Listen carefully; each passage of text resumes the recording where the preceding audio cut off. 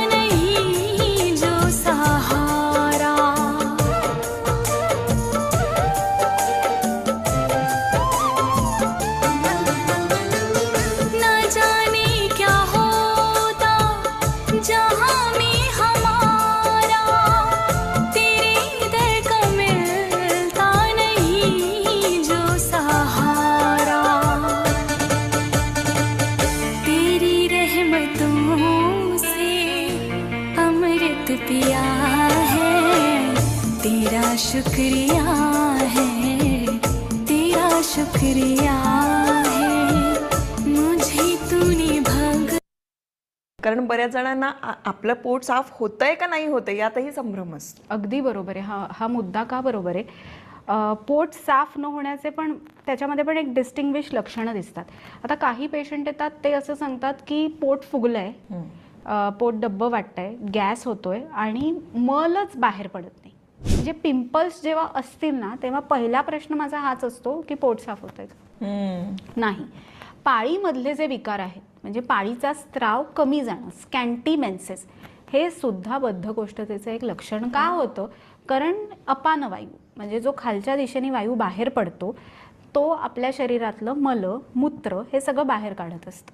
मग त्या वायूमध्ये बिघाड झाला तर मग आपल्याला बद्धकोष्ठतेचा त्रास होतो. बद्धकोष्ठता का होते तर आपल्या शरीरामध्ये जी आतडी आहेत आपली स्मॉल इंटेस्टाईन, लार्ज इंटेस्टाईन, याच्यामधनं हा मल बाहेर जातो. तर आता ह्याच्यामध्ये जर रुक्षता झाली, आता तू इमॅजिन कर की एक पाईपलाईन आहे, तर हा जो मधला मल आहे एकदम घट्ट कडक झाला तर तो पुढे मूव्ह होऊ शकेल का. ते पचन झाल्यावरती जो चांगला भाग आहे तो शरीराकडे जातो आणि जो मल आहे मलाला खूप महत्त्व आहे. म्हणजे स्वेदमल किंवा आपण म्हणतो युरिन किंवा म्हणजे जे मल आहे तो बाहेर पडणं का गरजेचं आहे. कारण हे जर बाहेर पडलं नाही तर टॉक्झिन्स बाहेर कशी जाणार. सो एक गोष्ट चुकली की पुढची ती चेन सगळी आपली बिघडते. पहिल्यांदाच आपल्याला सिम्पटम दिसले ना की आपलं पोट नीट साफ होत नाहीये तर तेव्हाच ट्रीटमेंट करणं आवश्यक असतं. नमस्कार मंडळी, चारची कॉफी स्मिता बरोबर या इन्फॉर्मेटिव्ह गप्पा सत्रामध्ये तुमच्या सगळ्यांचं त्याच्यावर उपाय वेळीच होणं गरजेचं आहे आणि म्हणूनच हा महत्त्वाचा एपिसोड आम्ही. नमस्कार मानसी, पुन्हा हे जाणून घेण्यात खूप इंटरेस्ट असतो.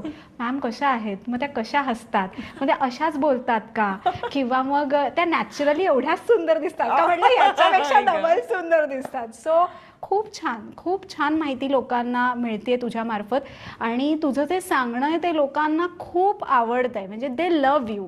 म्हणजे त्यांच्या सगळ्यांचा तुझ्यासाठी खास मेसेज आहे की असेच एपिसोड वेगवेगळे त्यांच्यासाठी खास त्यांना तुझ्याकडनं हवेत. Thank you so much. मला असं वाटलं की तू यावंस आणि तू. It's my pleasure. हो, थँक्यू. तर आजचा विषय खूप महत्त्वाचा आहे. बरोबर आहे. पोट साफ होणं खूप गरजेचं आहे. आता पोट साफ होत नाहीये म्हणजे कॉन्स्टिपेशन आहे किंवा मग बद्धकोष्ठता आहे. ओके, त्याबद्दल आपण बोलूया नंतर. पण जनरलीच पोट साफ होत नाही. काही जणांना असं वाटतं की नाही माझं पोट साफ होतं, पण ते पोट साफ होत नसतं आणि मग ते काही दिवसांनंतर कळतं किंवा डॉक्टरांकडे गेल्यानंतर कळतं की पोट साफ होत नाही आपलं. तर ती लक्षणं काय आहेत. कारण बऱ्याच जणांना आपलं पोट साफ होतंय का नाही होतंय यातही संभ्रम असतो. अगदी बरोबर आहे. हा मुद्दा का बरोबर आहे. पोट साफ न होण्याचे पण त्याच्यामध्ये पण एक डिस्टिंग्विश लक्षणं दिसतात.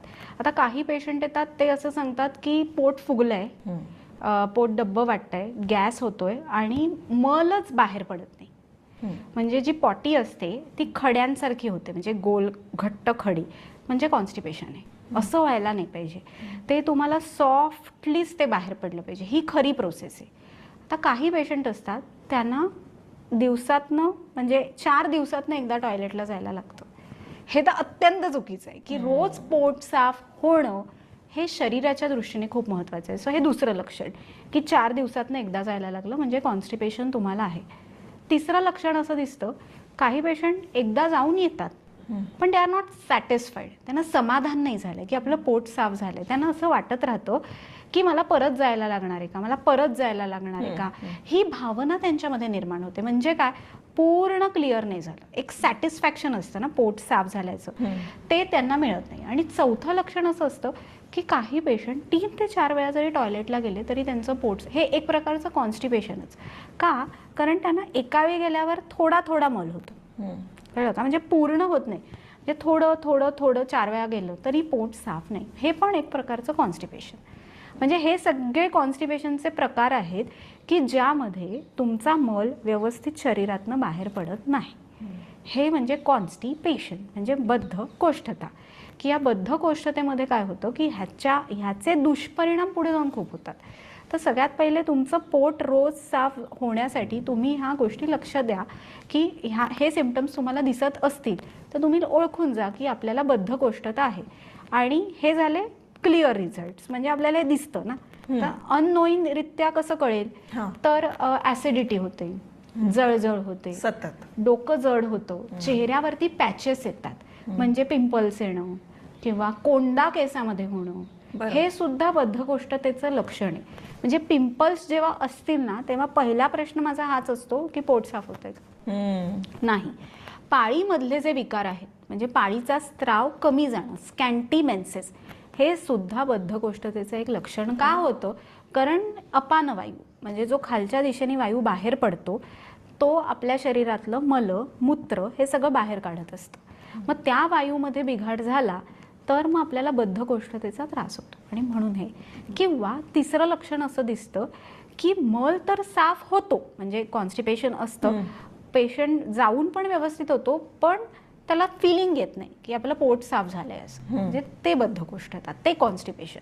आणि पोट जड वाटणं, अनइझीनेस आहे, छातीत धडधडणं, असं वाटतं इथे प्रेशर आलंय की काय आपल्याला, अँझायटी, हायपर ॲसिडिटी, असं वाटतं की आपल्याला आपलं बीपी चेंज झालंय का, अनइझीनेस असतो ह्या पेशंटमध्ये, अस्वस्थ असतात. कॉन्स्टिपेशनचे पेशंट म्हणजे त्यांना असं वाटतं की मी काय घेऊ म्हणजे माझं पोट साफ होईल, ह्याच फिलिंगमध्ये ते असतात. सो ही लक्षणं झाली बेसिकली. ही लक्षणं झाली, येस. म्हणजे बऱ्याचदा असे पण काही असतात की रोज जातायत, पोट साफ होते असं त्यांना वाटत असतं, पण तरी सुद्धा ऍसिडिटी खूप होते, गॅसेस होतात किंवा मग त्याच्या ढिकर वगैरे येतात. मग त्यानंतर लक्षात येतं की अरे पूर्णतः पोट साफ, क्लीन पूर्ण नाही झालंय. म्हणजे तोंड येणं दिसतं त्यांच्यामध्ये, माउथ अल्सरचं फ्रिक्वेन्सी असते, काही खाल्लं की जिभेवरती त्यांना चुरचुरल्यासारखं वाटतं. मग ही लक्षणं बद्धकोष्ठतेमध्ये येतात. आता याचं कारण जाणून घ्यायचं असेल, म्हणजे बद्धकोष्ठता का होते, तर आपल्या शरीरामध्ये जी आतडी आहेत आपली, स्मॉल इंटेस्टाईन, लार्ज इंटेस्टाईन, याच्यामधनं हा मल बाहेर जातो. तर आता ह्याच्यामध्ये जर रुक्षता झाली, आता तू इमॅजिन कर की एक पाईपलाईन आहे, तर हा जो मधला मल आहे एकदम घट्ट कडक झाला तर तो पुढे मूव्ह होऊ शकेल का. गटारं कशी तुंबतात तसं ते तुंबून राहील ना. समजा एखादा डबा घेतलास, त्याच्यामध्ये काही पदार्थ तसाच तू विसरून गेलीस आणि 10 दिवसांनी तो डबा उघडलास तर त्याला घाण वास येईल, तिथे किडे झालेले असतील आणि इट्स लाईक ते फुगेल ना गॅसमुळे. म्हणजे आपण चणे भिजत ठेवले की नंतर ते कसे फुलतात, तसं ते पोट फुगतं. आतड्यांमध्ये ते राहून राहून पोट फुगी होते, गॅस तयार होतो, करपट ढेकरा येतात आणि काही केल्या तरी तो मल काही पुढे सरकत नाहीये. म्हणजे हे एवढं झाल्यावर तो गॅस तिथे क्रिएट झालाय, त्या गॅसला तो पुश करायचा प्रयत्न पण मल दगडासारखा कडक आहे आणि ह्याला आंब म्हणतात. ओके. म्हणजे हा जो आंब असतो तो एकदम शेंबडासारखा घट्ट असतो आणि त्यांनी हे सगळे विकार होतात. मग हे लक्षणं कशी दिसतात, तर आपल्या जिभेवरती पांढरा लेअर येतो, पहिले सिम्पटम.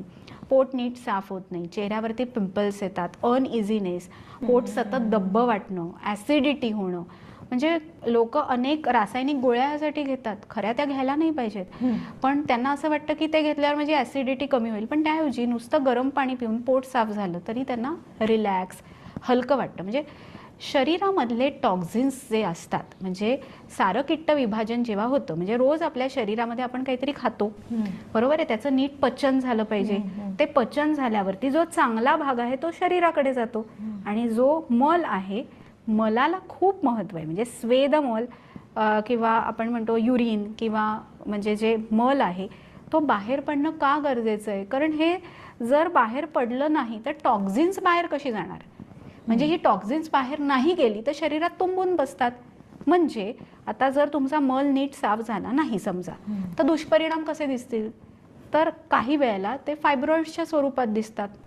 जर तो वात ओव्हरीजच्या इथे गेला, जर तो शरीराच्या रक्तवाहिन्यांमध्ये गेला तर तिथे कोलेस्ट्रॉल वाढतो. घामाच्या स्वरूपात जास्त हे टॉक्झिन्स बाहेर पडले तर केसांमध्ये कोंडा होतो. चेहऱ्यावरती बाहेर पडले तर चेहऱ्यावरती पिंपल्स येतात. सो एक गोष्ट चुकली की पुढची ती चेन सगळी आपली बिघडते. पहिल्यांदाच आपल्याला सिम्पटम दिसले ना की आपलं पोट नीट साफ होत नाहीये, तर तेव्हाच ट्रीटमेंट करणं आवश्यक असतं. आता दिवा आहे, दिव्यामध्ये तेल घालायला लागतं आणि वात असते तरच तो दिवा तेवत राहतो ना. म्हणजे तू अग्नी दिलास तरी पण त्यातलं तेल संपून चालतं का, नाही. तर त्या आतड्यांना जर रुक्षता आली तर ती आतडी काम करतील का, म्हणजे तुमच्या इंटेस्टाईनमध्ये लुब्रिकेशन होणं आवश्यक आहे. बरोबर. जर ते लुब्रिकेशन झालं तरच तो मल पुढे सरकणार आहे. आता तिथे जर मल साठून राहिलाय कॉन्स्टिपेशनमुळे, बाहेर पडला नाही, आणि मग त्याच्यामध्ये जंत होतात, आणि मग असं पेशंटना सिम्पटम काय दिसतं, आम्हाला उजव्या बाजूला टोचल्यासारखं वाटतंय, डाव्या बाजूला टोचल्यासारखं वाटतंय. मग हे का होतं बघ, उवा कशा निर्माण होतात डोक्यामध्ये, आपोआप येतात ना, घामापासून त्यांची निर्मिती होते, तशी मलातनं या जंतांची निर्मिती होते. मग हे जंत पोटात झाले की पेशंटला क्रेविंग्स होतात, वेगवेगळं खाण्याचं किंवा गोड खाण्याचं. एक्झॅक्टली, म्हणजे कॉन्स्टिपेशन असून तो माणूस भरपूर खातोय, म्हणजे भूक तर लागते, कारण जे आहे ते जंत खातायत, तर ते बाहेर पडणं आवश्यक असतं. म्हणून रोज पोट साफ होणं अतिशय महत्वाचं आहे. बरं, लहान मुलांना हे जंत होण्याचे खूप समस्या आहेत. हो हो, कारण लहान मुलं त्यांना समजत नाही, कधी वेग आला मल म्हणजे पास करायचा तरी ते कधी कधी कंट्रोल करून ठेवतात. ते सगळ्यात चुकीचं आहे. म्हणजे शाळेत कधी टॉयलेटला जायला लागलं तर ही मुलं जात नाहीत, आणि म्हणून त्यांना सकाळी उठल्यावर गरम पाणी देऊन शाळेत जायच्या आधी टॉयलेटला जायला लागलं पाहिजे. ही सवय आपण मुलांना लावायला हवी. दिवसभरात कधीही जात आहेत असं नाही चालणार ना. दिनचर्येमधला पहिला पार्ट आहे की तुम्हाला दात घासायच्या आधी सुद्धा टॉयलेटला जाऊन यायचंय. आपण घर कसं पहिले क्लीन करतो उठल्यावरती, तसं पहिले शरीराची शुद्धता होणं खूप महत्वाचं आहे. आणि आता हे जंत झाले ना पोटात की मुलांना लक्षणं काय दिसतात, रात्री झोपेमध्ये दात चावतात किंवा त्यांच्या चेहऱ्यावरती ना असे पांढरे डाग येतात. आपल्याला काय वाटतं, कॅल्शियम डेफिशियन्सी किंवा असं वाटतं, आणि आपण घाबरतो की आपल्या मुलांना, पण त्यांना जंत झालेले असतात. तेव्हा जंतांवरती ट्रीटमेंट द्यायची, आणि या जंतांची अंडी पोटातनं गेली पाहिजे. म्हणजे आणि कॉन्स्टिपेशन होतं याचं तिसरं महत्वाचं कारण काय आहे की हल्ली सर्रास ब्रेडचा वापर, म्हणजे ब्रेड सारखे जे पदार्थ आहेत की जे पचायला खूप जड आहेत, अग्नी मांद्य असेल, अग्नी कमी आहे तर ब्रेड पचेल का, नाही पचणार ना. अग्नीमध्ये तुमच्या क्षमताच नाही आहेत. आज आपण वदनी कवळ घेता का म्हणतो की आपण आपल्या शरीरातल्या अग्नीला वंदन करून सांगतो की तू आमच्या आहाराचं नीट पाचन कर. ती रिक्वेस्ट असते आपल्याकडनं त्याला, कारण ते पचन झालं तर सगळं पुढचं नीट होणार आहे, ते पचन झालं तर मल मऊ तयार होणार आहे. तर ते होण्यासाठी आपल्याला पाणी पण व्यवस्थित प्यायला हवं. म्हणजे तिथे ड्रायनेस येऊन चालणार नाहीये, तिथला अग्नी व्यवस्थित हवाय, आणि त्याच्यासाठी जंक फूड, फास्ट फूड हे कमी घ्यायचंय, म्हणजे तुम्हाला कॉन्स्टिपेशन कमी होतं. बापरे, हे केवढं एकमेकांवर अवलंबून आहे. आणि म्हणून लहान मुलांना सुद्धा आहार त्यांचा व्यवस्थित ठेवणं, आणि इव्हन आपण सुद्धा पोट साफ राहण्यासाठी जर का पोटासंदर्भातल्या काही समस्या असतील किंवा आता जर का अशी लक्षणं आपल्याला जाणवत असतील बाबा की कोंडा होतोय भरपूर किंवा पिंपल्सच येत आहेत भरपूर, तोंड येत आहे, याचा अर्थ पोट साफ नाहीये, माझ्या वेळेला आहार काय घेतला पाहिजे, आयुर्वेद काय सांग? आयुर्वेदात असं सांगितलंय की फायबरस फूड म्हणजे आपण षड्रसात्मक आहार घ्यायचा आहे की आता ह्याच्यामध्ये प्रत्येक रसाची गोष्ट आपल्या आहारात असायला हवी.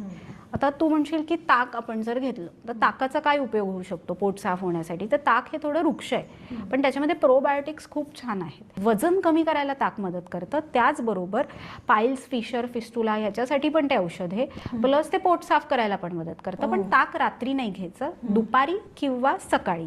आणि उन्हाळ्यात जनरली ते घेऊ नये, पण सकाळी एक वेळ ठीक आहे. आणि दह्यापेक्षा ताक कधीही बेटर आहे, कारण दही घुसळतो ना आपण, त्याच्यावरती त्या रवीचा संस्कार होतो. म्हणजे घुसळणं हा एक संस्कार आहे. पाणी घालतो, पाणी पातळ करून करतो ना ते ताक, तर म्हणजे त्याला अमृत म्हटलंय की जे इंद्राला पण मिळत नाही असं अमृत आपल्याला मिळतंय, अशी त्याला त्याचे गुण आहेत. तर म्हणजे ताक आहारात हवं ज्यांना कॉन्स्टिपेशन आहे त्यांना. त्याच्यानंतर सगळ्यात महत्त्वाचं आहे म्हणजे गाजर, कोबी असे पदार्थ किसून खायचेत, फायबर्स गेले पाहिजेत, किंवा वेगवेगळ्या प्रकारचे जे आपले अग्निपाचक काही द्रव्य असतात ती आहारात हवी. आता चवळी तू म्हणशील तर आयुर्वेदात सांगितलं की ज्यांना मल क्लिअर होत नाही त्यांनी चवळीची भाजी खायची, म्हणजे मल वाढतो त्याने. चवळी कडधान्यातली चवळी म्हणजे शिजवून चांगली घ्यायची, कारण शेवटी ते कडधान्य आहे, त्यांनी गॅस अधिक होऊ शकतो, पण ते म्हणजे त्यांनी मल अधिक बनतो, म्हणून ते आपल्याला घ्यायचं असतं की ते खूप चांगलं असतं. त्याचबरोबर आपण पाणी किती घेतो याला खूप महत्त्व आहे. म्हणजे पाणी आता एखादे 60 अबाव कोणी व्यक्ती असेल त्यांचा आहार कमी झालेला असतो, जर आहार कमी झाला ना तर मल पण थोडा कमी येतो ना बाहेर, म्हणजे क्वांटिटी कमी होते. त्या लोकांना ना चैनच नाही पडत, ते येऊन विचारतात की असं का होतंय, मला मल कमी का होतोय, म्हणजे पोटच साफ होत नाही. तर त्यांना समजावून सांगायला लागतं, कारण आता तुमचा आहार कमी झालाय तर त्या प्रमाणात ते तुमचं क्वांटिटी पण कमी होते, तर ते तुमचं पोट पण त्यांना ते फिलिंग असं मनातनं डिस्टर्ब राहतात. आणि सगळ्यात वाईट सवय काय माहिती का, कुंथून मलप्रवृत्ती, म्हणजे प्रेशर देतात लोक, म्हणजे त्यांना असं वाटतं ना पोट साफ होत नाही म्हटलं ते जोर देतात, तर ते सगळ्यात वाईट आहे. का, तेव्हा सगळा ब्लड फ्लो त्या वळीकडे जातो, गुदवलीकडे, आणि मग त्यातनं पाईल्स, फिशर, फिस्टुला होतो. एकदा तो मोड तिथे आला वाटाण्यासारखा किंवा गव्हासारखा किंवा आपण म्हणतो तसा बोरा एवढा, मग तो कमी व्हायला खूप वेळ लागतो, बसल्यावर वेदना होतात. इतका डीप विषय आहे ना तो, की तो ड्रायनेसमुळे तिथनं ब्लिडिंग पण होतं. सो खाताना आपण इतकी काळजी घ्यायची की जर काही पदार्थ, म्हणजे आता फॉर एक्झाम्पल काही नॉनव्हेज खाऊन कधी कधी काही जणांना कॉन्स्टिपेशन होतं, मग त्यांनी ते नॉनव्हेज तेव्हा कमी खायचं, किंवा चीज पनीर खाल्ल्यावर कॉन्स्टिपेशन होत असेल तर तुम्ही ते खायचं असेल तर गरम पाणी प्या ना नंतर, म्हणजे तुम्ही सपोर्ट द्या ना त्याला पचनासाठी की ते नीट पचेल. चीज हे इतकं वाईट आहे ना की ते आतड्यांना चिकटून राहतं, आणि आपण ते लहान मुलांना प्रोटीन म्हणून खायला देतो. तुम्ही द्या, पण तुम्ही त्याच्याबरोबर तुम्ही ते काही म्हणजे खाऊन झाल्यावरती गरम पाणी सुद्धा त्यांना जरूर प्यायला द्या की त्यांचं पचन नीट होईल. माझं एवढंच म्हणणं आहे की आपल्या शरीरातले जे मल आहेत ते खूप महत्त्वाचे आहेत. आज इमॅजिन केलं की 4 दिवस पोटच साफ झालं नाही तर त्या माणसाला किती त्रास होतो. म्हणजे स्नेहन स्वेदन हे पुढे त्याला द्यायलाच लागतं की तो पोटातला अग्नी त्याचा नीट करायला लागतो, त्याच्यानंतर त्याचा तो मल बाहेर व्यवस्थित पडतो, आणि ह्याचा परिणाम वेगळ्या वेगळ्या प्रकारे दिसतो. म्हणजे केस गळणं असू दे, पोटफुगी असू दे, पायाला सूज येते, कारण कधी कधी हे कॉन्स्टिपेशन आपल्या लिव्हरशी कनेक्टेड येतं. की काही जणांना अशी सवय असते की आठवड्यातनं एकदा अल्कोहोल घ्यायची, आणि मग ह्या पेशंट्समध्ये पोट खूप वाढलेलं असतं, पोटाचा घेर इतका वाढलेला असतो की चालताना सुद्धा तो म्हणजे आपल्याला कळतं की या व्यक्तीचं पोट वाढलेलं आहे. फॅटी लिव्हर असतं अशा पेशंट्समध्ये जनरली, आणि एक साईन अशी दिसते की डोळ्यांना खूप सूज दिसते, उठल्यावर पफीनेस इन द फेस असतो, हमखास कॉन्स्टिपेशन. मग त्यांना सांगायला लागतं की तुम्हाला पहिले तुमचं पोट साफ करण्याकडे पहिले लक्ष द्यायला लागेल. त्यांच्या डाएटरी हॅबिट्स आपल्याला, म्हणजे अल्कोहोल असेल तर घेऊ नका सांगायला लागतं, किंवा त्याचं प्रमाण कमी करा की त्यांनी तुमच्या शरीरात वृक्षता निर्माण होते, ड्रायनेस येतो ना, आणि लिव्हरकडनं जी रसायनं सोडली गेली पाहिजेत. आता मधुमेहाचे पेशंट आहेत त्यांच्यामध्ये पण कॉन्स्टिपेशन दिसतं, कारण इन्शुलिन रेझिस्टन्स आलेला असतो. सो आपलं प्रत्येक ऑर्गन महत्वाचं आहे, म्हणजे लिव्हर, स्प्लीन, किडनी, ह्या प्रत्येकाकडनं हे टॉक्झिन्स नीट बाहेर पडले पाहिजेत. अग्नी चांगला असेल की आपलं पोट साफ व्यवस्थित होतच होतं. मग अशी तू म्हणालीस की पोटामध्ये जी जंत होतात म्हणजे ती मोठ्या माणसांच्याही पोटात बऱ्याचदा होतात. पोट साफ होत नाहीये, वारंवार पोट साफ होत नाहीये म्हटल्यानंतर ही जंत होतात. त्यासाठी आयुर्वेदाकडे काही असे उपचार आहेत किंवा घरगुती काही उपाय आहेत का? अगदी नक्की आहेत. आता आपण म्हणतो पूर्वी बघ लहान मुलांचं पोट दुखायचं तेव्हा आपण काय सांगायचो, ओव्याचा अर्क दे, किंवा ओव्याचा अर्क घेतल्यावर हे जंत पाणी होऊन पडून जातात. किंवा आपण असं म्हणतो विडंग, या गोष्टी आहेत पण त्या वैद्यांच्या सल्ल्याने घेतलेल्या कधीही चांगल्या. कारण तेव्हा कसं होतं, विडंगाचं प्रमाण किती घ्यायचं प्रत्येकाच्या प्रकृतीनुसार ते बदलतं ना. किंवा एखाद्याला जंत होत असतील तर आपण त्याला गरम पाणी दिलं तरी सुद्धा त्यातनं ते फ्लश ऑफ होऊन जातात ना. म्हणजे गरम पाण्याला पण तेवढंच महत्व आहे. आणि कधी कधी ना ज्यांना कॉन्स्टिपेशन आहे त्यांना मुद्दाम केळं खायला सांगितलं जातं. म्हणजे केळं हे सर्दीवरचं औषध असतं.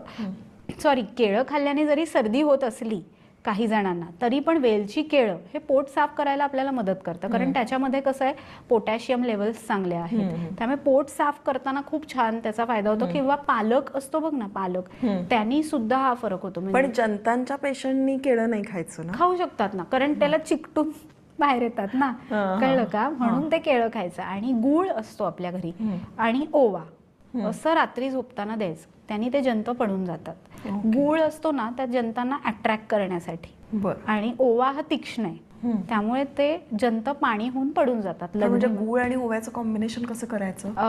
म्हणजे आता समजा आपण थोडासा गूळ घेतला तर अगदी 2 ते 3 दाणे ओव्याचे घ्यायचे आणि गुळाचा खडा चघळून घ्यायचा आणि ओवा गरम पाण्याबरोबर घ्यायचा आणि हे रात्री झोपतानाच करायचं. म्हणजे ते जंत पडून जायला आपल्याला मदत होते. आणि मोठ्यांनी पण हे जरूर करावं, कारण लहान मुलांपेक्षा हल्ली मोठ्यांमधल्या जंतांची समस्या वाढलेली आहे.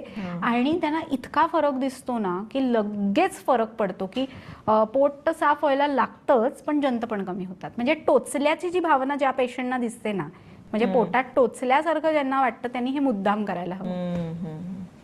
सो हे कॉन्स्टिपेशन बद्दलची माहिती होती. बद्धकोष्ठता काय आपल्याला कळलेलं आहे. आणि याच्यामध्ये बद्धकोष्ठ म्हणजे बद्ध म्हणजे ब्लॉक, कोष्ठ म्हणजे मल जेव्हा बाहेर पडत नाही, मलबद्धता, म्हणून त्याला बद्धकोष्ठ म्हटलेलं आहे की ते आतड्यांमध्ये ब्लॉक होऊन राहतं. आणि ह्याला मुख्य कारण म्हणजे आपल्या सवयी, आपली लाईफस्टाईल, की आता मलवेग असेल ना, कधी आला ना थांबवून नाही ठेवायचा, कारण त्याच्यावरती सगळं डिपेंड आहे. आपला मल हे आपल्या आरोग्याचा आरसा आहे.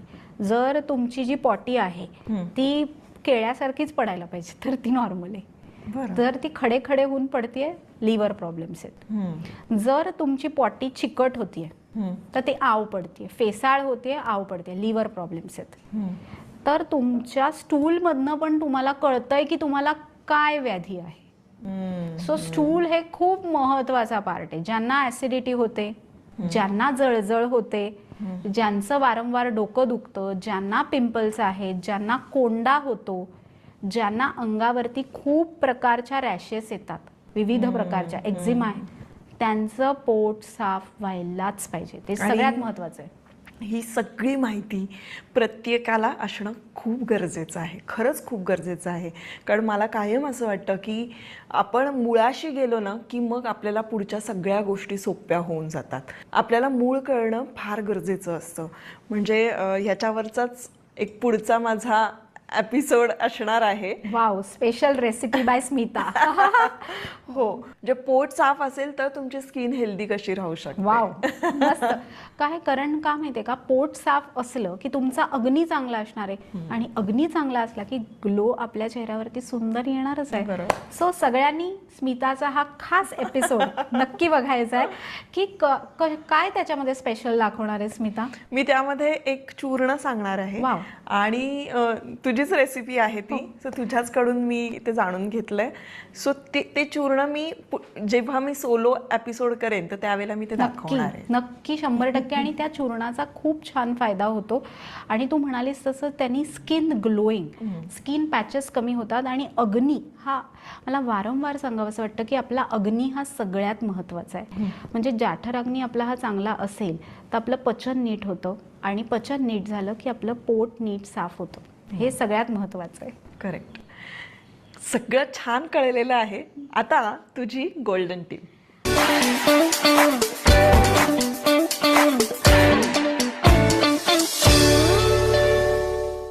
सगळ्यात महत्त्वाचं म्हणजे जर तुम्हाला तुमचं पोट साफ नीट करायचं असेल तर सगळ्यात पहिले म्हणजे तुम्ही रोज रात्री झोपताना 1 ग्लास गरम पाणी, त्याच्यामध्ये 3 प्रकारच्या सीड्स घालायच्या. चिया सीड्स आपल्याला माहिती आहेत, त्या चिया सीड्स ह्या फायबरस असतात, त्यामुळे मलाला ना एक आपण म्हणतो ना मल व्यवस्थित बाहेर फायबर असल्यामुळे तो नीट बाहेर पडायला मदत होते.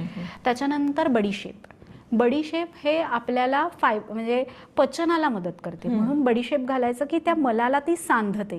त्याच्यानंतर तिसरा कंटेंट आहे तो म्हणजे जिरे शरीरातली उष्णता कमी करतं आणि पोटामधला ड्रायनेस कमी करायला मदत करतं, पाचक आहे.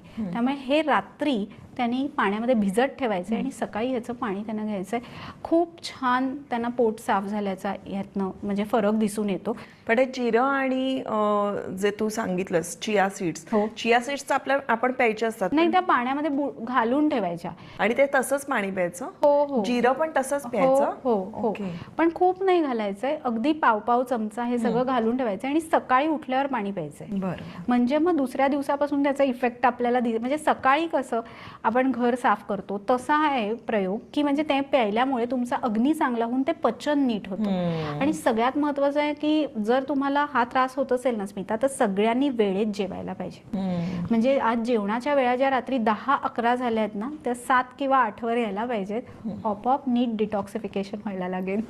ग्रेट. Thank you so much. खूप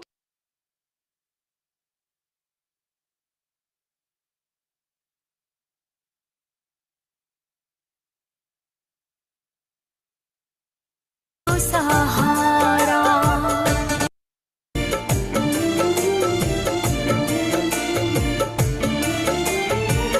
ये जब से मिली है संगत तुम्हारी कि रोशन हुई है ये दुनिया हमारी.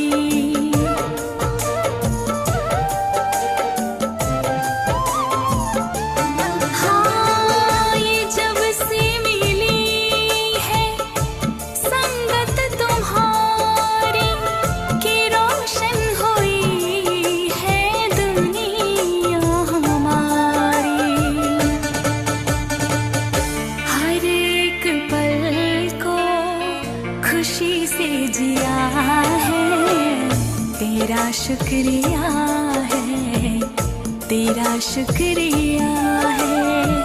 मुझे तूने दाता बहुत कुछ दिया है, तेरा शुक्रिया है, तेरा शुक्रिया